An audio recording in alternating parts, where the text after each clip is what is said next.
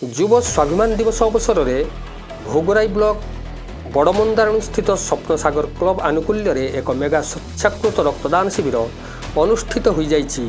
एही अवसर में पंचायतर बड़मंदारणी स्वप्नसागर क्लब आनुकूल्य रे और संवाद आम ओडिशा सहयोग रे ए स्वेच्छाकृत रक्तदान शिविर बड़मंदारणी प्राथमिक विद्यालय परिसर में अनुष्ठित होता बेले शिविर मोट 65 यूनिट रक्त संगृहित होता।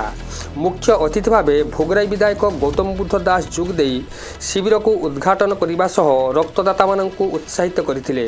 शिविर में जिला रक्तदाता संघर सभापति कमल चक्रवर्ती, प्राक्तन ब्लॉक उपाध्यक्ष रवींद्रनाथ प्रधान, नहरा सरपंच कविता राणी जेना, प्राक्तन सरपंच गोपाल चंद्र मुखी, प्राक्तन प्रधान शिक्षक कमल कुमार पट्टनायक, सीआरसीसी शांति प्रकाश महापात्र, बीजेडी युवनेता मनोरंजन जेना प्रमुख बहु मान्यगण्य व्यक्ति जोगदे रक्तदाता को उत्साहित करथिले।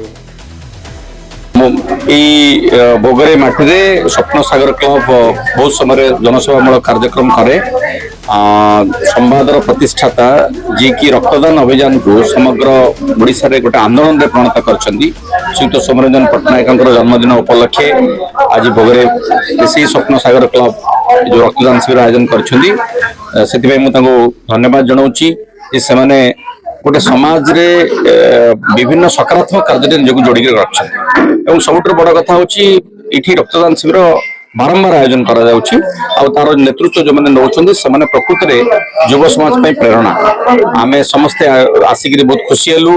आज एमती 64 वर्षर वयस्क वृद्ध रक्तदान करुँच। ये जो वार्ता समाज को दि जाउछि एवं जो रक्तदान क्षेत्र में गोटे विप्लव सृष्टि होती सोमरंजन पट्टनायक जो अवदान रही आगे नापे आज युव समाज आगे आसते। जिला रक्तदाता संघर सहयोग रही, आम भोगराईवासी सहयोग रही।